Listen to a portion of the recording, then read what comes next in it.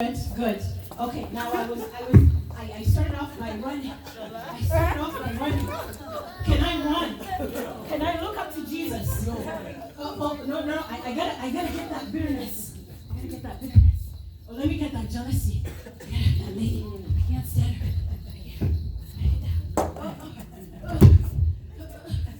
Let us run. Fixing. No, okay, let me try. Am I running? No. Am I running? No. I'm being kept down. This is the weight that we're carrying. Amen. This is the weight that we're carrying. And what is the Bible telling us? Strip down. Take it off. Yes. Find your faith. Find your hope in Christ. Find your joy in Christ.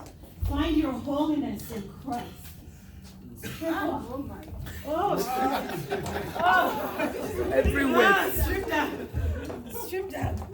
Strip down into this is who God has called us to be. Everything else is extra. Right? I'm looking up to Jesus. I'm running and I'm looking up to Jesus. And I'm like, and it's easy. It's easy. I don't care about anything. That's right. I will not be mastered by anything. I will not be mastered by anything. You see how easy it is. I could even take this jacket off, but my husband might oppose that. But it will make things a little bit easier. Amen. That's what we need to do. Let's look at those things that are hindering us. Let's look at that sin, that those things that we've gotten so used to doing. Is that beneficial to me? It may be lawful, may be justifiable, may be okay, may be the norm. But is it beneficial to me? I wrote that, I said, can we look up to Jesus when running with extra weights? No, because we have to keep stopping to nurture and feed our sin as it grows and it multiplies. True. Amen. If I go back to James chapter 1, if I read verse 15 of James chapter 1. James chapter 1, if I read verse 15, it says, Then after desire has conceived, it gives birth to sin. And sin, when it's fully grown, gives birth to death. Right? And the New Living Translation says, these desires give birth to sinful actions. And when sin is allowed to grow, it gives birth to death. So when I become resentful, it's not just resentment that I'm carrying. When I become prideful, it's not just pride that I'm carrying. When I allow those things to grow, they give birth to other things. Yes. Right? When you think of pride, if you pride ties your legs. Right? Amen. Because when somebody's telling you, when somebody comes to Victoria, it's better to go this way. But because of pride, I'm like, you can't go that way. Right? And you limit yourself. You chase people away. You limit your growth. And I wrote down here, it said some of the consequences of carrying extra weight disfigures you. Did you see when you threw all those things on me? Could you see me? You couldn't even see my face. If you were coming to help, you wouldn't even know, is this the person? Is this somebody? Does it look like somebody I should help? If God showed me to you in a vision, but you find me masked with all these extra burdens, with all these sins, you won't know that it's me. Amen. So my help is gone. Right? Our beauty is hidden by the extra spiritual fat. It's distracting. And we've seen that. It's exhausting to carry around.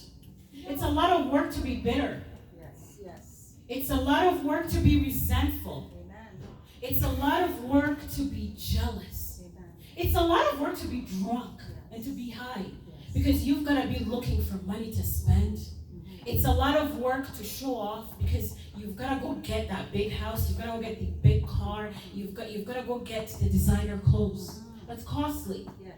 And we know if you've worked with addicts, you know that they begin to steal. Yes. Because once their money runs out, they have to get it now, and it does not matter. They have to have it now. Yes. Yes. So that's why James says, sin, when it's fully grown, it gives birth to death. People that are at the bottom of addiction, they're physically alive, but they're dead. They have no life. No life. People that know me know that I work in a men's jail, and I work with men from petty thieves to serial murderers. Right? That was burst. That idea to go murder somebody, that idea to go rob, that idea to kill tens and hundreds of people over 10 years. It was birthed from something, right? It was birthed from perhaps greed, right? Some boys that are in jail right now, it's because of quarrels. They went to find a gun and shoot somebody else. So let's pay attention to those things. That sin that easily entraps us. Those things that hinder. Because it may look small, but it gives birth, right? We've seen that it gives birth to death. If I read the Message version, it says, don't let anyone under pressure to give in to evil say, God is trying to trip me. I'm starting from verse 13. God is trying to trip me up. God is impervious to evil and puts evil in no one's way. The temptation to give in to evil comes from us and only us. We have no one to blame but the leering, seducing flare-up of our own lust. Lust gets pregnant and has a baby, sin. This is the Message Bible. It's very interesting. Amen. Lust gets pregnant and has baby, sin. Sin grows to adulthood and becomes a real killer. Right? So there's a process. It starts small. It starts very small. Right? It starts up with a little bit of offense. Before you know, arrogancy. Before you know, there's something called narcissistic personality disorder.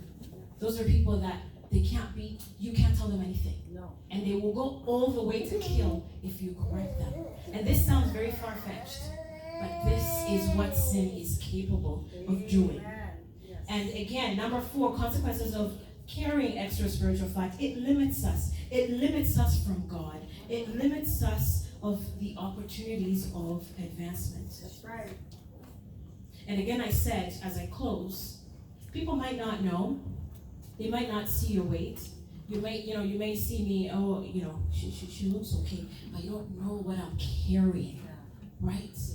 You don't know what has limited me from getting to where I want to be. Some of us don't know. We think that where we are is where we're supposed to be. But because there's so many hindrances, because there's so much sin, there's so much weight, we could not go forward. Amen. So it will be manifested. Though people may not be able to see it, it will be manifested in the product, which is your life. It's true. And lastly, the things that motivate us. I wrote down here that the things that motivate us to carry these burdens, these sins, we leave all these things behind, right? But the effect that they leave on our soul is everlasting. It's true. I may see somebody and I may be envious of the life that they have, and I say, I want that too. So I do everything, whether or not God likes it, to obtain that. That's easy, right? I may even die and leave that person in their richness, or whatever it is that I'm admiring about.